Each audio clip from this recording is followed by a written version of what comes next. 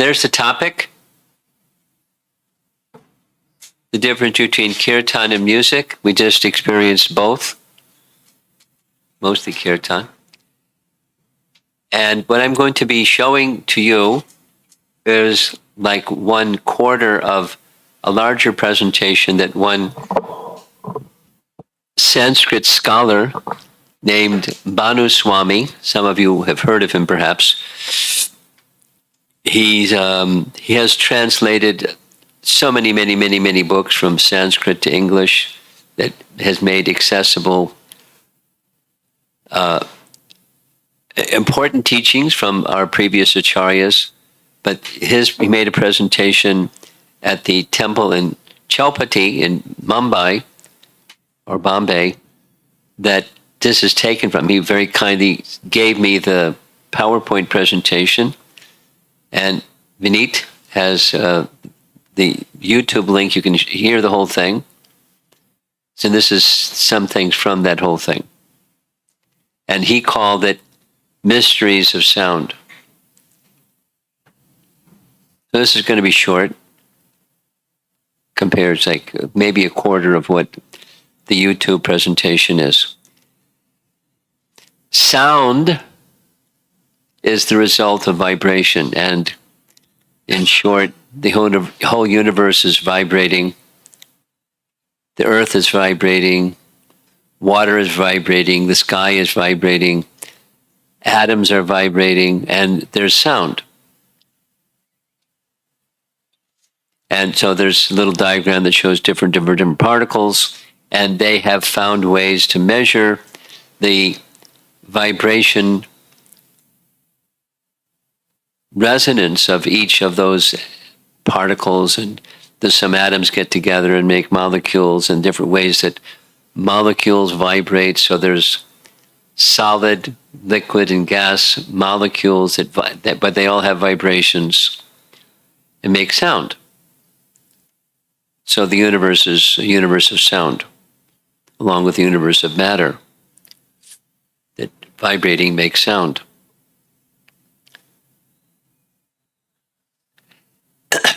Put those sounds in different. So there's a gentleman whose last name is Hertz, Hertz, I guess a German fellow, and he was the first one to be able to measure and reproduce measurements of different sound vibrations. And so he got the title, this many hertz and that many hertz. So each note of the musical scale, for example, has a certain hertz number that goes with it.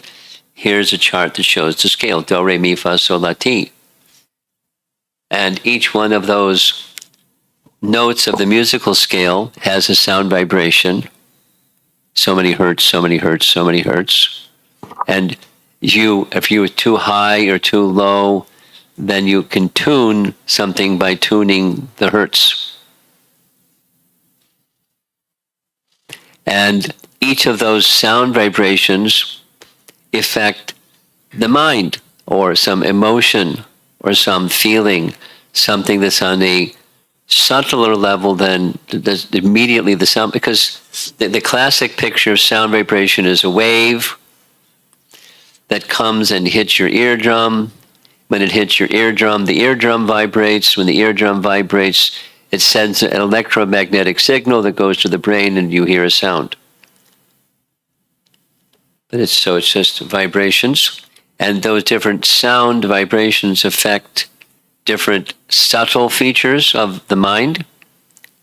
So there it shows the chart, and they have found, there's a gentleman, Italian gentleman, I'll show you the chart in a moment, where each of these vibrations affect the chakras. Or, say it the other way, if your chakra vibration is too high or too low, then there's some pain or some discomfort or some ailment in this chakra, that chakra, the other chakra. So there's a gentleman in Mysore, India, that treats patients according to his measurement of their chakra vibrations, and if they're too high or too low in this chakra, that chakra, he tries to stabilize by sound. Sound therapy directed towards, or with the model of chakra resonance. So here's a chart. The Italian fellow is Sollefeghi, who made this correlation between the do, re, mi, fa, sol, la, ti, and the chakras, and the vibrations of each one of the chakras and each one of the musical notes.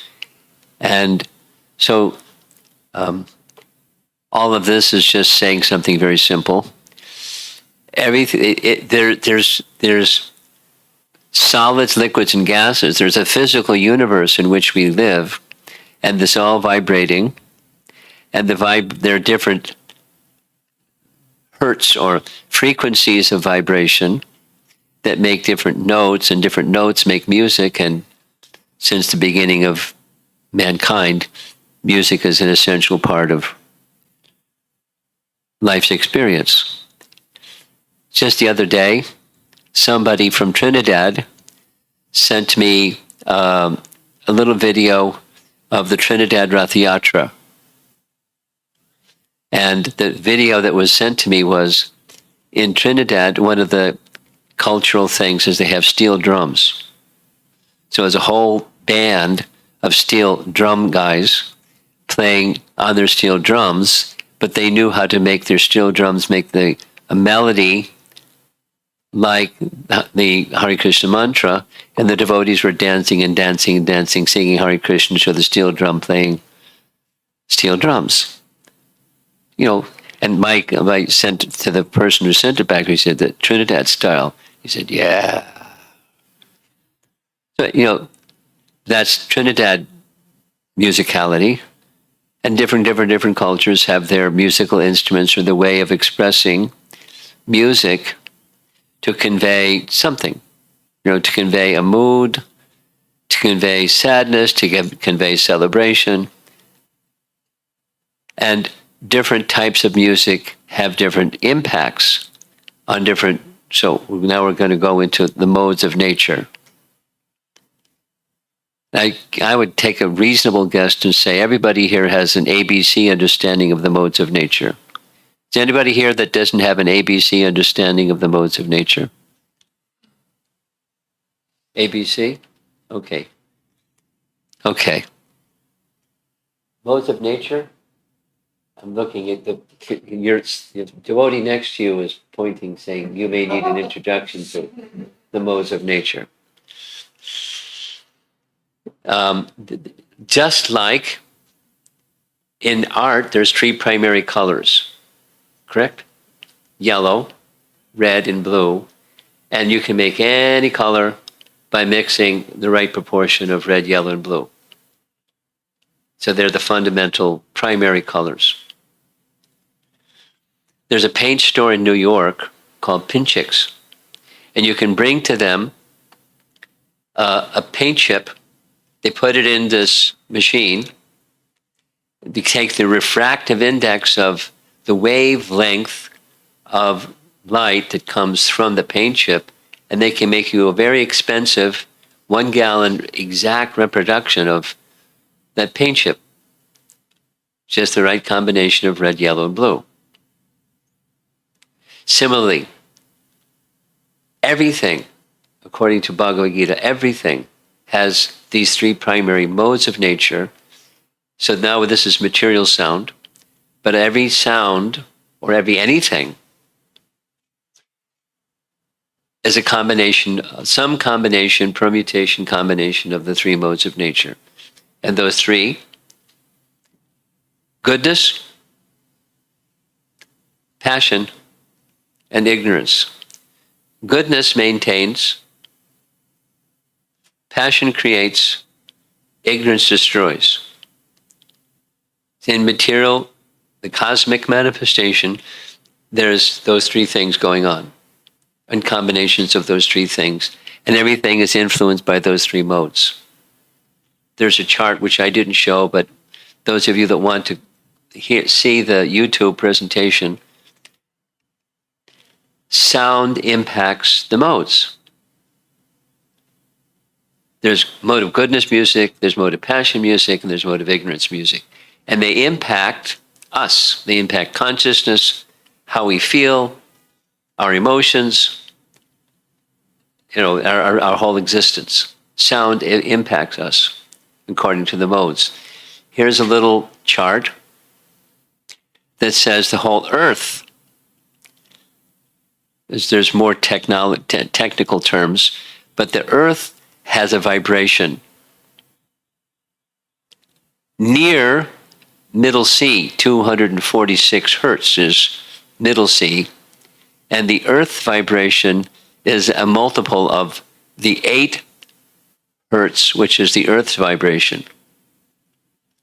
Now it's a detail, but when music therapy, because some people, in addition to adjusting your chakras, music therapy has a way of relieving anxiety, people that have blood pressure problems or heart rate problems.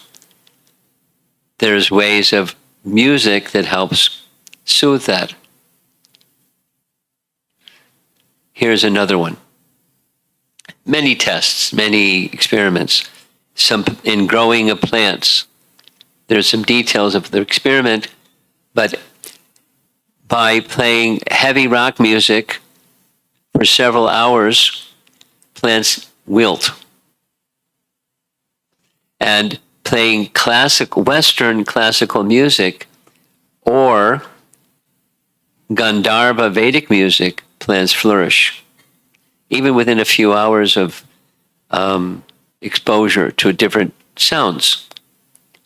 Another study, some plants brought close to a sound of Vedic music. The plant literally embraces the speaker. And when they're placed near hard rock music, they wilt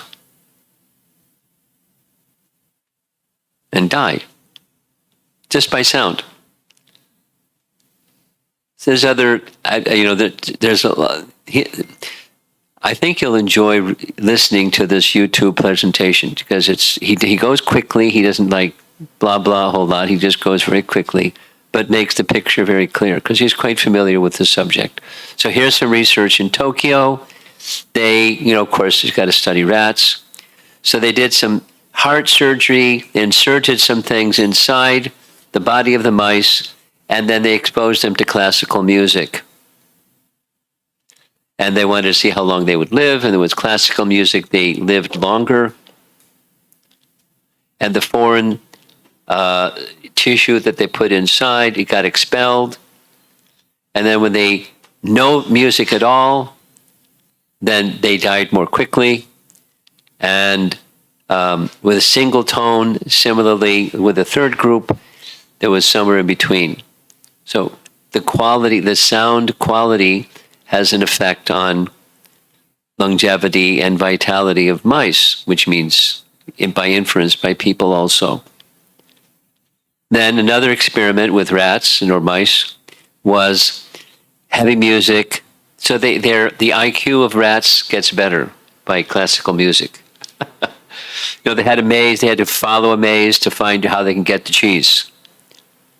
And if they played classical music, they learned the maze more quickly. And the other ones, they played heavy music, and not only they couldn't figure out the maze, but they started turning against each other and eating each other. And repeating it. So heavy metal music is not good for rats. And studies show that the heavy metal music has an effect, the sound vibration has an effect of increasing cortisol. I don't know so much, but cortisol has the fight or flight. When you experience something that's kind of frightful, the parasympathetic nervous system spontaneously, you don't have to tell it, go ahead, release some cortisol. It releases cortisol, and it brings this urgency, the fight or flight signal in the body. And when heavy music is played, it increases cortisol and eventually becomes addictive. You got to go hear more, got to hear more, but eventually, after time, the whole balance of the human system becomes depleted by that addiction of excessive cortisol. Just by sound. And then there's another kind of music that's on the lower rung. And then the medium rung is when there's football games or there's military bands and they want to get everybody ramped up, so they bang drums and play bugles and get everybody charged going forward. That's a different kind of music. And then there's the more serene kind of music, the mode of goodness, the modes of nature topic again. When somebody is going to have surgery, they have found that there's a certain kind of music. If they listen to the certain kind of music, their fight or flight cortisol goes down. They can rest more readily. They may not even need sedation during an operation because, and they have found, these studies show, that it's the same quality of sound vibration as the alpha waves of the brain when there's deep meditation and absorption. So, just by sound. Just by sound. And so sound has an impact on the modes of nature, or vice versa. The modes of nature have an impact on sound.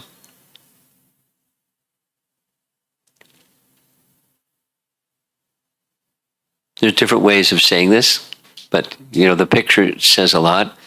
Yogis, for example, they like going into the remote places, quiet places, and the hertz or the vibration in those mode of goodness places is very conducive to contemplation, to reverie, to deep absorption of the mind and introspection and reflection. And passion has a different effect. Cities and the mode of ignorance, going into dark places of consciousness. Here's a nice chart. I'm not going to spend time with it, but the modes of nature have impact on life.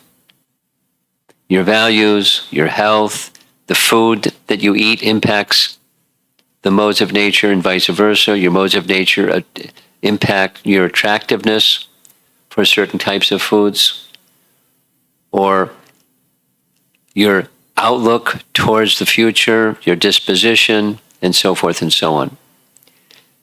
Summary so far. This is we're 1/3 done. Sound impacts the vibrational influence that life has on you, and the vibration influence has a big impact on your life. There's a science called cymatics. There's been lots and lots and lots of work on with cymatics, and it's quite simple. It's vibrational.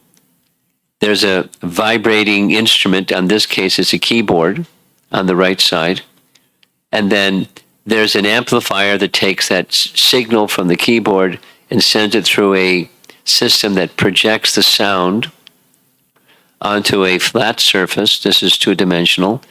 And then the surface has some powder or some light substances, and then they direct that vibrational frequency at the flat surface and leave it there for a while, and it starts to form a pattern. And that's called cymatics, meaning sound has form. So here's a chart showing notes of the musical scale, and by using that cymatic system, what different patterns form by different notes of the scale. B sharp and C minor, and so forth and so on. There's different two-dimensional two-dimensional patterns that are symmetrical, kind of like a mandala. And then some images, the next one is showing when moving from this note to that note, there's a kind of transformation that takes place. Now, there's videos of all this, and I didn't include the video of this, but it's nice. It's nice. And now moving a little bit to Vedic terminology, with material sound, there's a thing called a yantra. What's a yantra? Yantra is like a mandala, like you see this picture here. It's a sound generates yantras. The universe has its yantra, the earth planet has its yantra, notes of the musical scale have their yantra. For example, there's a nice description. I like Sri Brahma Samhita. What's that? It's a nice book, skinny book, describing Lord Brahma's realization of higher truths by meditating on mantra and meditating with the use of a yantra. What's a yantra? This three-dimensional thing that has a geometric pattern and is depicting something. It's in the case of Lord Brahma's yantra, it's meditating on Goloka, just like you were chanting mantras. You'll see shortly. There are mantras. With mantras, there's a sound pattern, and the sound pattern impacts much like the sound impacts. So those persons who become very proficient in mantra meditation may also use yantra. And we find yantras within the universe. There's a pine cone yantra and a seashell yantra, a universe yantra with geometric patterns that are very nice. In the same way, this is again music. This is on the material side of music. We didn't get to the Kirtan side yet. Ragas. Some of you know what raga is. From India, there's combinations of notes make ragas. So it has everything to do with frequency, and it has to do with the combinations of those frequencies, and with certain combinations of those frequencies make a raga. And the raga not only helps induce or awaken a particular emotion, there is the raga of sadness, there's a raga of celebration, there's different musical notes can impact an emotion, and the whole science of raga carries with it a personality. And with that personality, there's a picture. And those who are very accomplished at raga, they meditate upon that figure that's the personality of the raga. And because their mind is absorbed in the personality of the raga along with the musical notes, it makes a special impact on the singer and the audience. And even the audience can envision or experience in deep absorption in that sound the personality of the raga. For example, in one of the paintings here on the left side is the raga of Radha and Krishna on a swing. And the one who's singing the raga may be proficient enough to meditate on the personality that's Radha and Krishna on a swing as they're singing the raga. Now there's words that may go with the raga, or they may be just, sitar, it's just notes. The idea is music can convey all kinds of things. An idea of the thing, and even the thing. And that's what we're going into next. There are different levels of sound, and the highest level of sound doesn't just convey the idea of the thing, but it conveys the thing. That's called para, that's spiritual sound, where the sound and the object indicated by the sound they're non-different. That's absolute, or para. We'll start with the sound Om, and according to Vedic texts, the sound Om. Now we're moving into spiritual sound. This is the sound, the primordial sound that existed before the universe existed. By the vibration of Om, that vibration of Om vibrated matter, and matter then conformed itself according to the sound of Om, and the universe came into being, according to Vedic teachings. And the sound of Om makes it possible for the person who intonates the sound of Om properly with full absorption, then all desirable things become available. The sound of Om issues from the Supreme Lord Vishnu. They're co-eternal, but the source is Vishnu, and also the Vedas come from Vishnu. There's the syllable Om, you probably recognize it. This is another Upanishad verse from Rig Veda.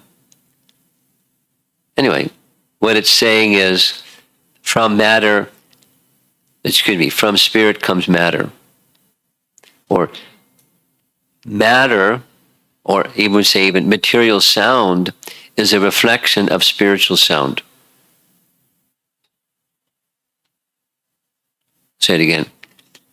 Material sound is but a reflection of spiritual sound. So spiritual sound is that which is the origin, and material sound is a reflection of the origin. And it can get, according to the modes of nature, get further and further and further removed from the sense of connectivity with the origin of that sound or matter or existence, material existence. And spiritual sound, so this is the difference between, now we're getting to the topic, the difference between mantra or spiritual sound and material sound. Material sound is the reflection, and the spiritual sound is that which is the origin of the reflection. And by vibrating spiritual sound, not only it brings the modes of nature up, but it makes a connection between all the parts of creation, including your body and your chakras and all the parts of creation, the trees and the plants and the insects and all forms of matter and spirit are impacted favorably, beneficially by spiritual sound. So it's starting with ourselves and our existence of consciousness. So the beginning of the universe is through sound. The dissolution of the universe is through sound. It's extended through sound and withdrawn through sound. Now, time energy, there's other factors at work, but time energy being one of them. Specific, along with the Hare Krishna mantra, or names that are names of that which is the source of all things. That's spiritual sound. Just like before, you were nice mantra, Govinda and Gopal. They're names of that which is the source. There's meaning of those names, but it's indicating the source. Now, back to para, the name indicating the source and the source are non-different, but material sound is different. Material, that's the sound and the object named by the sound are different. Like chair. I'm sitting in a chair, but I can't sit on that sound. Chair. They're different. The water. I can say water, but it's not the same as the substance. But so spiritual sound, the distinction between music and spiritual sound, is the sound and the object are non-different. that sound is of this original source and connects us to the original source. Here's a nice example. This is the cover of Brahma Samhita. I mentioned the book already. And there we see Lord Brahma at the beginning of creation where there's darkness in all directions, and he's seated on a lotus flower that has a lotus stem, and he can hear the splashing of the waves below, and he doesn't know where he is. He doesn't know where he came from. He's intelligent, so he says to himself, if I climb down the stem, I'll find where I came from. So he climbs down the stem, and he can't find the end of the stem. Then he hears a sound. The sound is tapa, and he's intelligent, knows what that means. He goes back up the stem, and he performs tapa, which means austerity. And his austerity, shown in the painting, is he hears the sound of Krishna's flute. And by hearing the sound of Krishna's flute, it comes out his mouth in the form of a mantra. So he chants his mantra and realizes who he is and what he's supposed to do. And what he's supposed to do is build the universe. And he's appeared inside the universe and is dark in all directions, so he's given the power, the Shakti, the capacity, the potency to build the universe. Then he has the intelligence to build the universe, and he knows who he is, and he gets also the plan. He envisions in his meditation the universal form, and then he builds the universe according to the universal form. And when he receives the mantra, he hears this: I bestowed my powers on you, you now possess the necessary powers for creation, O Brahma. Now create the bodies for the living entities in this universe. And it all came from mantra and inquisitiveness. That's important. Very important. Almost done. Here's a scientific perspective. Just read a little bit. Sound waves that rang out through the early universe sculpted its structure. Sound sculptured the structure of the universe. The best measurement yet of their imprint on galaxies is a boon to dark energy studies. So this is New Scientist is the source. Anyway, the science says something similar. It's a little on the speculative side, to say the least, but sound is primordial, and from sound comes creation. It has some correspondence to the Vedic picture of sound. Mantra, you all know the word. It has two parts. The deliverance of the mind. Mantra. Deliverance of the mind. Deliverance of the mind from what? From its material identification and absorption. Releasing the mind so that through the medium of sound, one can enter into understanding who one really is. For example, I'm holding on to this little slide changer, and it helps me, because otherwise I have to reach out to my computer, touch a button. So supposing I was thirsty, I have to let go of this slide changer thing to take some water. I'm not thirsty, so don't worry. But mantra is like releasing the mind from its grip on material conceptions, which by default we have material conceptions, and to release the mind of material conceptions so the mind is now free to receive spiritual conceptions. And part of the difficulty of grasping spiritual conceptions is we're still holding on to material conceptions. So mantra helps free the mind from that. So the spiritual conception can be achieved. I'm not going to spend a lot of time. There's a nice chart. The chart is meant to show different kinds of sounds. Sounds that affect the physical, sounds that affect the mind, sounds that affect the intelligence, and sounds that affect the soul itself. And when sounds are vibrated, this is the difference between material music and spiritual music or kirtan. Spiritual sound impacts all levels, body, mind, intelligence, and the soul. And it helps align all of them towards the who we really are, because that is to say,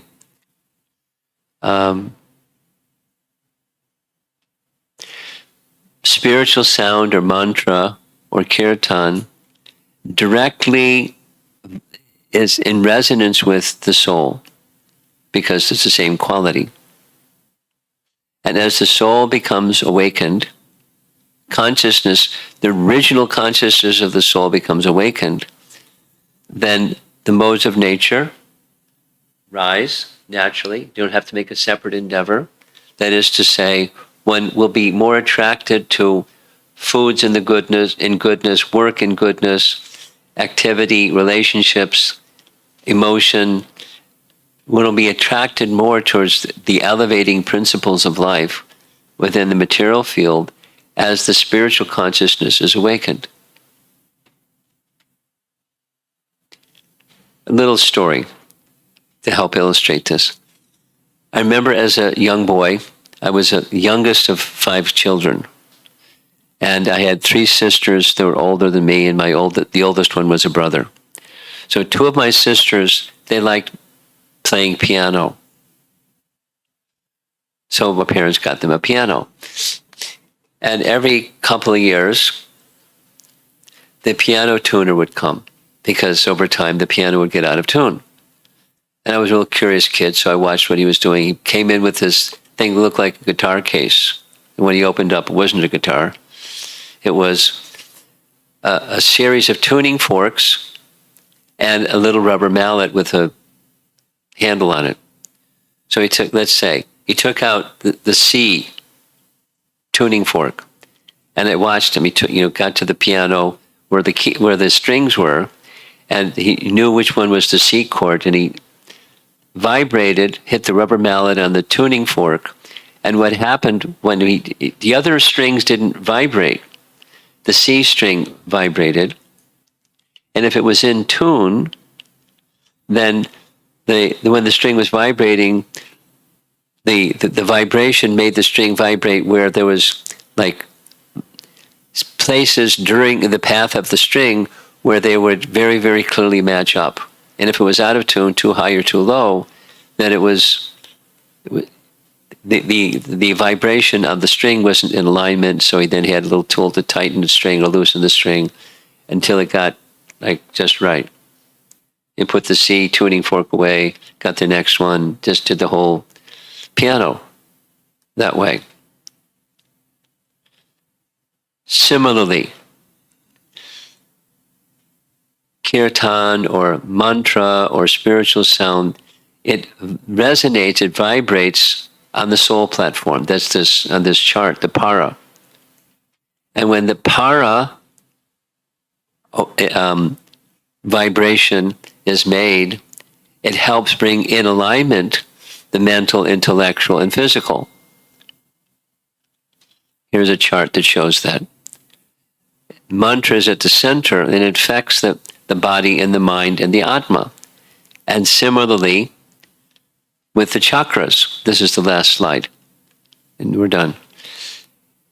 By some types of yoga, they try to raise or focus their consciousness on one of the chakra centers, and then gradually rise that concentration to the next chakra, next chakra, next chakra. However, this sound vibration, or kirtan, or spiritual sound, or mantra, it goes directly to the soul, and it has a tuning effect on the chakras. They're physical. This question came up the other day. They're not spiritual. It's the reflection of the spiritual.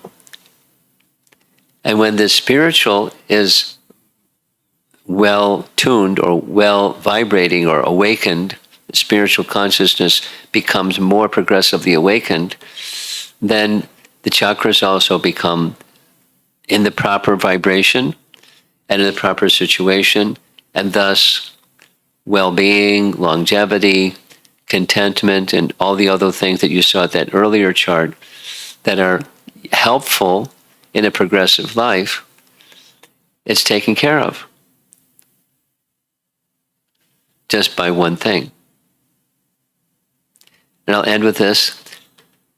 There's a nice verse in one of Chaitanya Charitamrita. What's Chaitanya Charitamrita? Chaitanya Charitamrita is a book about the life of Lord Chaitanya. Lord Chaitanya came to teach the Hare Krishna mantra and encourage others to chant Hare Krishna mantra, and gave various teachings about about how to live your life in that way that's awakening of spiritual consciousness through mantra meditation. So there's a book written about his life and teachings, Lord Chaitanya. And there's a one verse I wanted to end with, and the one verse that says, it gives a definition of faith. Nice definition, I like the verse. Shraddha is the Sanskrit word for faith. So the verse says, it is said, Shraddha Shraddhe, it is said that faith is conviction, Vishwas, kahe, sudridha, nishchaya. All desirable things can be accomplished. If one thing is accomplished, all desirable things can be accomplished. Like, if you have $1 million, you got $10, $100. You got $1 million, you got $10, $100 problem solved. So, what's that one thing in life that faith means a conviction that if I can achieve this one thing, all other desirable things are accomplished? That's a definition. Very simple. Say it again. Faith is the conviction that by achieving one thing, I can stay focused on one thing. And if I achieve that one thing, all other desirable things are fulfilled. And then the second line says that one thing is Krishna Bhakti. Krishna Bhakti, Krishna Bhakti. Sarva karma kritahaya. All things are desirable or achieved. The mantra, the sound, or kirtan, or spiritual sound vibration, has the effect of awakening the dormant consciousness of the soul. Modes of nature are operating, different coverings. Goodness, passion, ignorance are coverings. It's not the actual consciousness of the soul. When those coverings are cleared, the original consciousness of the soul is awakened. And what does it look like? It's a joy, a spiritual, not coming, going, but a spiritual joy that's desiring to be in loving exchange with Krishna, loving service exchange with Krishna. So and music doesn't do that. No, there's music that may accompany kirtan. That's fantastic and can be the metal drums in Trinidad. No problem. I mean, they were having a great time dancing away to the metal, but I don't know how they do it, but there's a certain way of striking the metal drum in such a way they made a melody, and the melody, along with the melody, the devotees were chanting and dancing. And they looked really happy. And I'm sure they were really happy. So different cultures have different musical instruments and different ways of expressing themselves and so forth and so on. That's natural. It's modes of nature are at work in the material world. Utilize those things to connect with spiritual sound, and that's kirtan. And kirtan has this way of releasing the coverings from the lower towards the higher, and then finally dissolving the coverings The potency is there to do that and awaken the soul and make the soul awakened to Krishna Bhakti. So by one thing, all other desirable things are accomplished. So there's, back to our topic. What's the difference? It's almost 10 after 8. Let's see if there's some discussion, because I believe there's supposed to be some kirtan after some discussion. And by the way, thank you all for coming.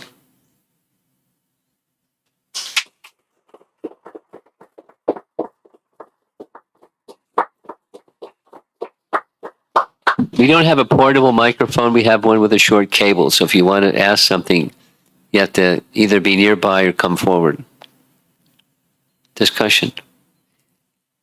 Yeah.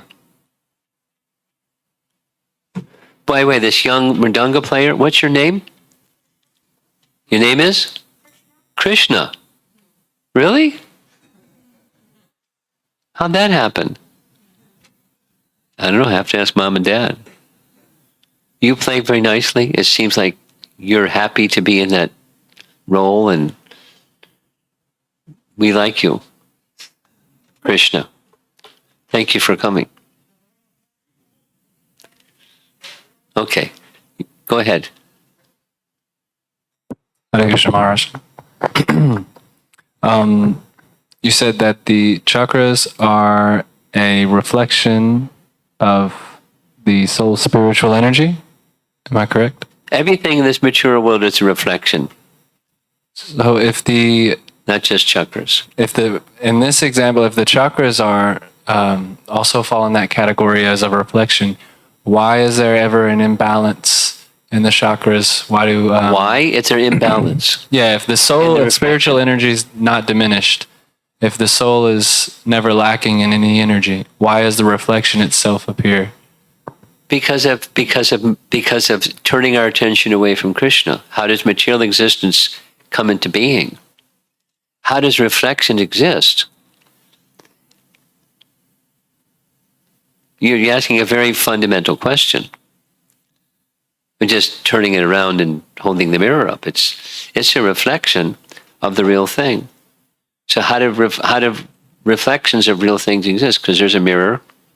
And what if the mirror is distorted, wavy, or moving, or something? But it's just a reflection. So how can reflections be distorted? Because the surface is distorting. And the reflecting surface for material existence is desire. That's, I want to enjoy, fill in the blank.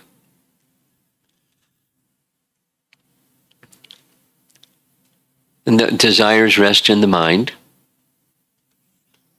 But the mind exists, the material mind exists because of turning our attention away from the source. So that's how it can happen. Desire separate from who we really are, called Maya. So how can there be Maya? Because we turn our attention away from who we really are. And then we start to see things and feel things and manifestations in this material world, not only chakras, things in the material world look to be real. They look like happiness, etc. It's just desire. It's desire. And with an adjective, not just desire. It's desire that's seen that happiness exists somehow separate from the source of all things. Yes.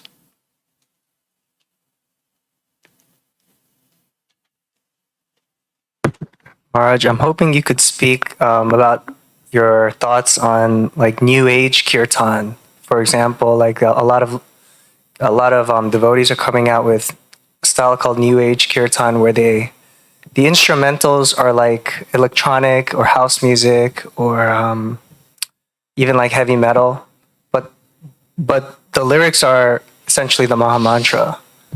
What are your thoughts on that? Would you recommend listening to that or creating content on that? when I have to say may not be popular, but I just, what is it? It's mixed.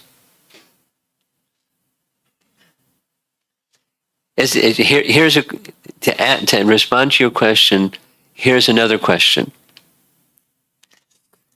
The other question is from Devahuti, the mother of Kapila Dev. She asks the following question.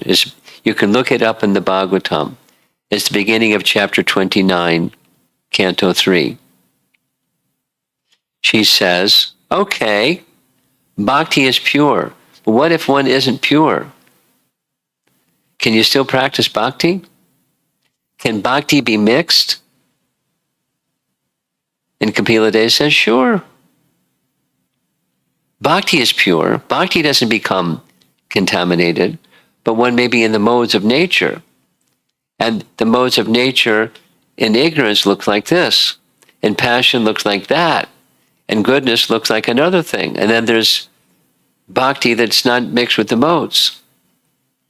So my answer to your question is, it's Kirtan mixed with the modes. And is it beneficial? Yeah, because Bhakti's there. Is it best? No. So why is somebody doing it if it's not best? Well, you ask them. And they want to attract people, or maybe they themselves are attracted to, and by that sound vibration, are they becoming purified? Slower. But they may also become attracted and addicted to the sound, not just the mantra. Their lower modes of nature, less than transcendental mode, or pure goodness, may be strengthened. So it's not just while they're doing the music, it's their life will be, that mode may be strengthened by that approach. Mixed. Now that's maybe not popular, but that's Kapila Dev.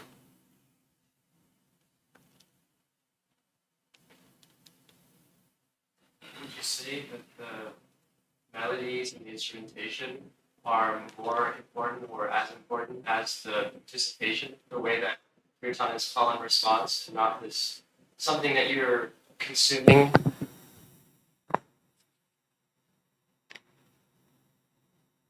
I'm not clear what you're asking. I think I know what you're asking, but I don't want to just say something to say something. I want to be clear what you're asking. Could you say it again in slightly different language so I can make sure I've understood what you're asking? So you've talked about how if you add a steel drum to Kirtan, then that's modes of nature acting on the music, or if you add electronic sounds to it, then it's mixed in some way.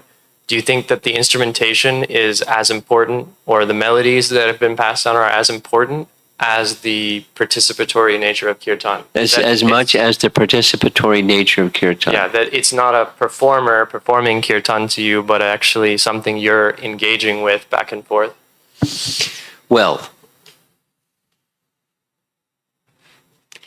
the essence is the essence, and the non-essence is not the essence.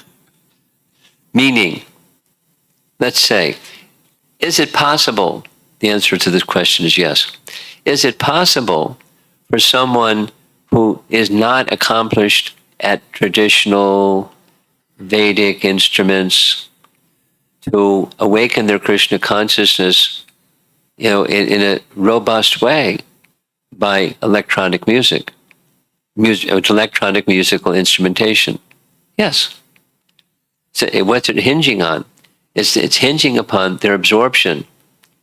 Back to your yes, they connecting with the sound of the spiritual sound, not the instruments per se. Can the instruments enhance or detract? Yes.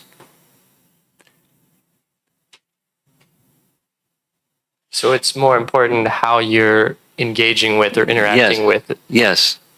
Yes. And the idea, conceptually at least, is as that connection becomes stronger, because you're not there yet, but as it becomes stronger, then the attraction of the ear is more towards refined musicality.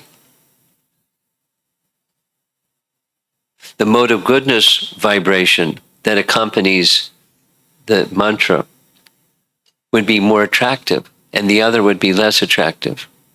In course of time, in due course of time, resting upon the part that you're saying, the absorption, the call and response part of the sound itself. It's just the evolution of culture through evolution of consciousness. And then the converse is true. In the absence of that connection, then things will go down.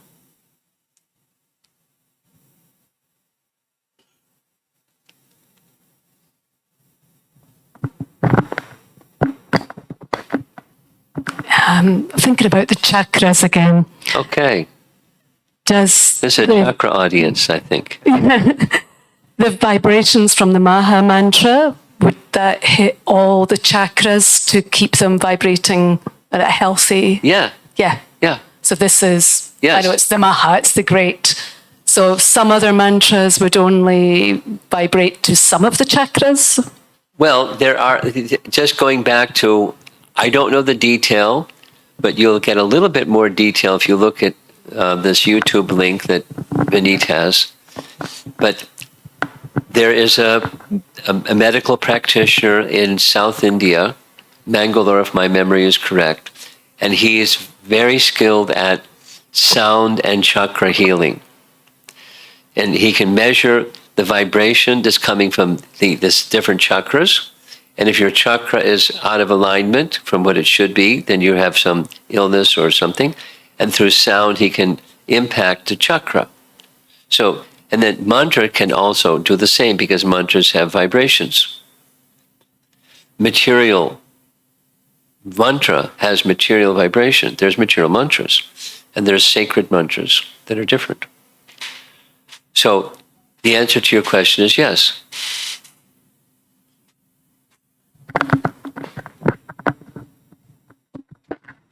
Hare Krishna Maharaj. Actually, when I was in India last time, When you were where? I met the Guruji who was doing this chakra, the music for chakra meditation. Oh, He's- the healer, He's a multi-billionaire. multi-billionaire. And is he based in Mangalore or where? Mysore. Mysore. You said it right first. Yeah. Okay. Is Mysore. Yeah. Did you try it out?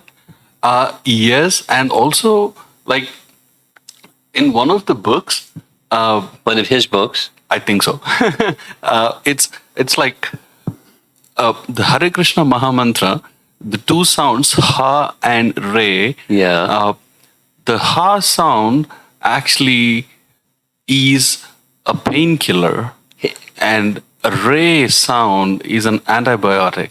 So when you say Hare Krishna, you're actually taking painkiller and antibiotic at the same time. That's what it is. That's what he teaches. That's what the Patanjali Yoga says. Okay. Okay. That's Anyone else? Yes, over here. Something, and then I think we'll end. We'll have more kirtan.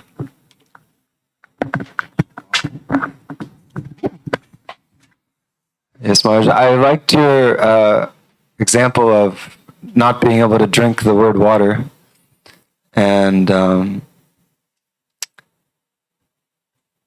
so when you say that the mantra is the word itself, because I always struggled with this concept. I heard that the energy of Krishna is in the name Krishna, and they're non-different. So when I hear that literally, it makes me think that the mantra is literally a sound. But then when I listen in, kind of read into what's being said, it sounds like, but there's something behind that. It's not just a sound, or is it just a sound? Is my question. I beg your pardon.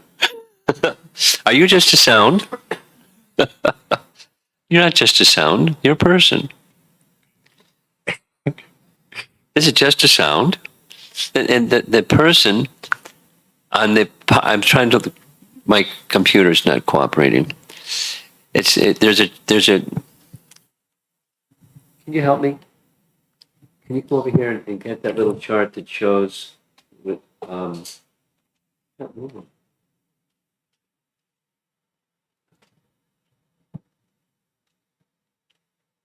There, there's the next one down.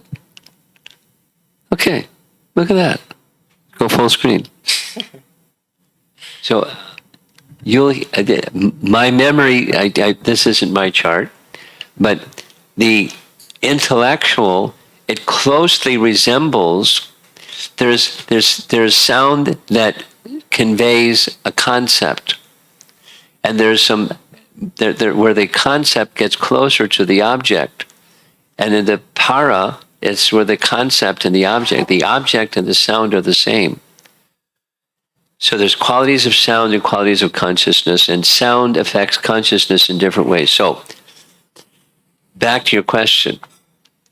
Is it that the sound is simply a sound? No. The sound and the person, or the nama and nami, there's grammar in Sanskrit. Name and the object named, they're the same with spiritual sound. So the name is the name. There he is. Where'd he go? Where'd Krishna go? Oh, there he is. Okay. But, your body and your name are not the same. And Krishna's form and Krishna's name are the same. There's no difference. So it's just a name. It's not just a sound. It's not just a name. It's the person. Now, it's not sinking in, right? That's because the processor that you're using is the mind.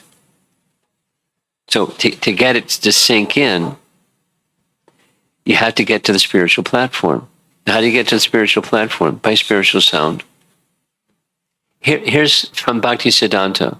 I like Bhakti Siddhanta. So Bhakti Siddhanta says, our human faculties do not have the capacity to understand the name and the person are non-different. So how do you get the capacity? Here's how you get the capacity. This next weekend, I'm going to be conducting a japa retreat called Festival of the Holy Name. And this is one of the messages. One of the classes is just on this point. When you hear with the spiritual ear, because we can hear this chart, you can hear with the material ear, but you can also hear with the spiritual ear. How do you hear with a spiritual ear? You have to have the coverings of the material ear removed, and then you can hear, because the hearing is happening on the spiritual plane, but it's covered. And we're registering the material. So you're not able to grasp it, or Bhakti Siddhanta is saying you can't grasp it using the material mind. Sorry, Charlie. It's not going to happen. So how can you get it? You have to hear with the spiritual ear. So how do you hear with the spiritual ear? You hear with great attention. Not just make the sound, but hear the sound with great attention. And gradually, he uses this nice word, efface. The covering becomes effaced. You know what effaced means? Okay. Yeah. So it gets worn away. Dismissed. The covering is gone, and then you can hear with the spiritual ear. And then you can understand the concept because you get the realization. Wow. The name and the person are non-different.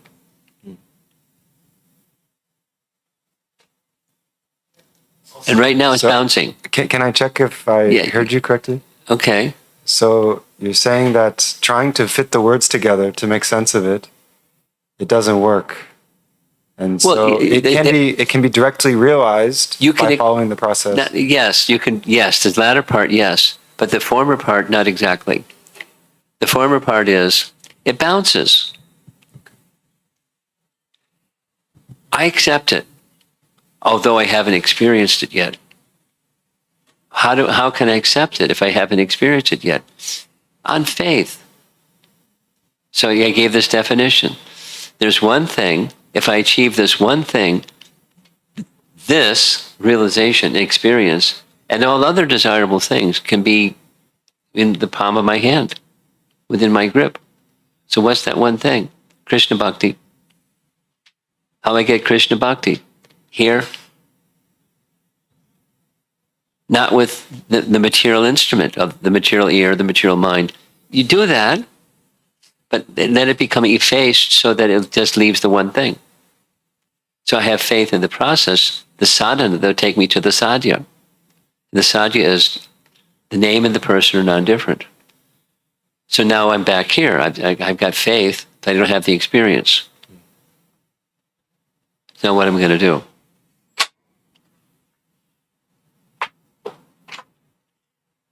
With faith, let me carry on with that which I have the conviction that because that's the part of the definition. Shraddha Shraddhe Vishvas Kahe. Vishvas means I have this confidence or conviction. I do this one thing, it is going to happen. I want $1 million. I don't want $1 million, but somebody may want $1 million. If I do these things, it'll help me get $1 million. So I do these things because it's going, etc.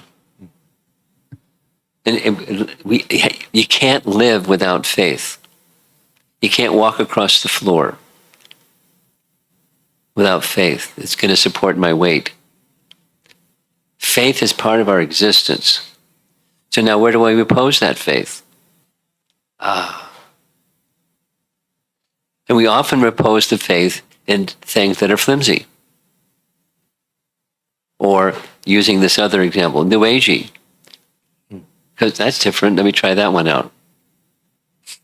Or whatever. But it's intrinsic to our being. So now how to repose that which is intrinsic, this faith, that's going to lead to elevation. That's life. So here we are, living our life in the association of those who have similar faith. And there's symptoms that indicate there's results in this faith. I can experience results subjectively. And I can see in others that have been living their life with faith subjectively. I see characteristics, lakshana, qualities that inspires more faith. Let me keep going.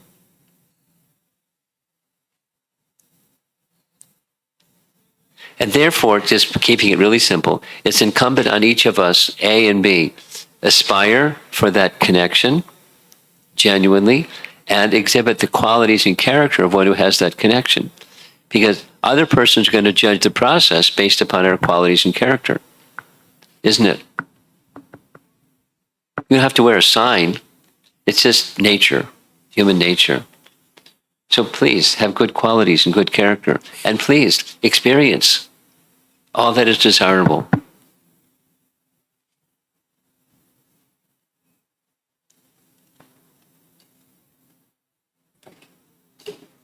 And share it liberally with others. Okay, I'm going to end. Thank you all very much for coming.